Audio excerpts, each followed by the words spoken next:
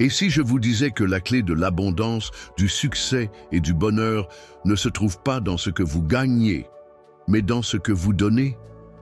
Il existe une loi universelle, aussi vieille que le monde, présente dans toutes les traditions spirituelles, économiques et humaines.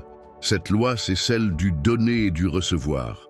Dans cette vidéo, nous allons plonger dans cette loi puissante, comprendre comment elle fonctionne, pourquoi elle est souvent ignorée et surtout, comment l'appliquer concrètement pour transformer votre vie. Restez avec moi jusqu'à la fin. Vous ne verrez plus vos gestes du quotidien de la même façon. La loi du donner et du recevoir repose sur un principe simple. Tout ce qui circule crée de la vie. L'argent, l'amour, l'attention, le temps, l'énergie. Ce que vous donnez sincèrement revient à vous sous une autre forme. Imaginez un jardin. Si vous ne donnez jamais d'eau, de lumière ni de soins, rien ne pousse. Mais si vous semez, vous récoltez. La vie fonctionne exactement de la même manière.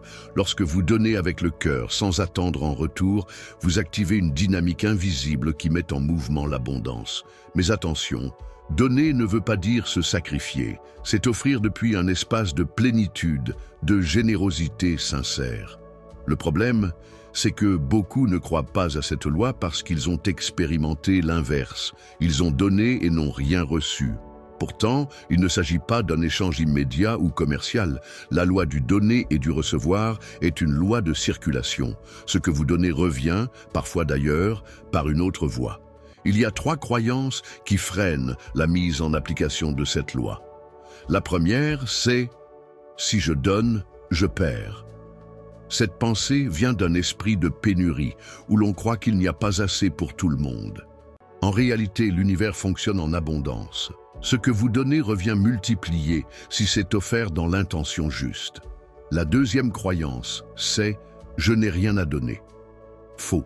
Vous avez toujours quelque chose à offrir. Un sourire, un mot de soutien, un service, un savoir, du temps, de l'amour. Enfin, la troisième croyance.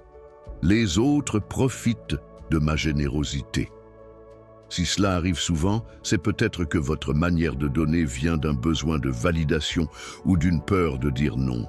Dans ce cas, ce n'est pas un vrai don, mais une transaction déguisée.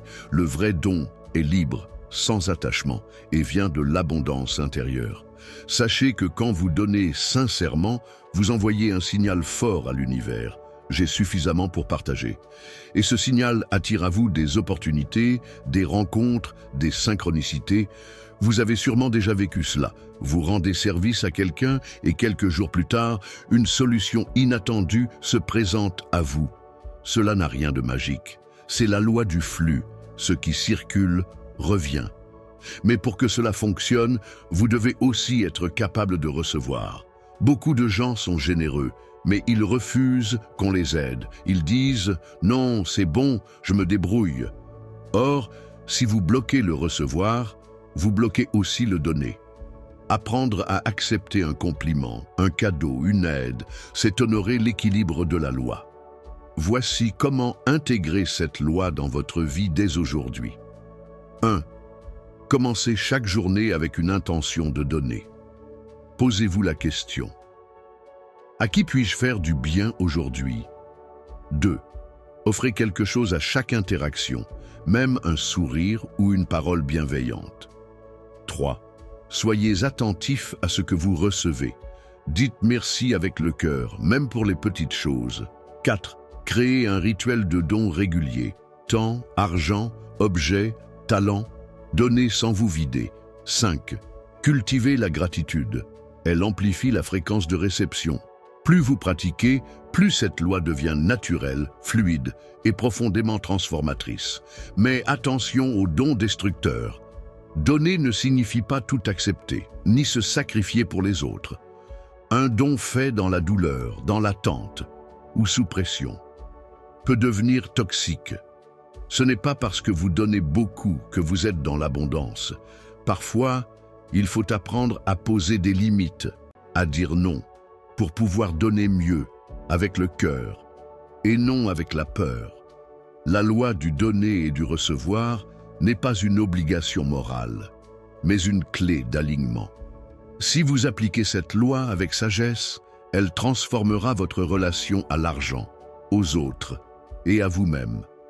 Vous deviendrez un canal d'abondance, un maillon vivant de la circulation du vivant. Alors, voici ma proposition. Pendant les 7 prochains jours, donnez chaque jour quelque chose avec conscience. Observez ce qui change autour de vous et surtout en vous. Si cette vidéo vous a inspiré, partagez-la avec une personne à qui elle pourrait faire du bien. Et dites-moi en commentaire, qu'avez-vous envie de donner aujourd'hui? Ensemble, faisons circuler ce qui élève, ce qui guérit, ce qui nourrit. Merci d'avoir été là. À très bientôt.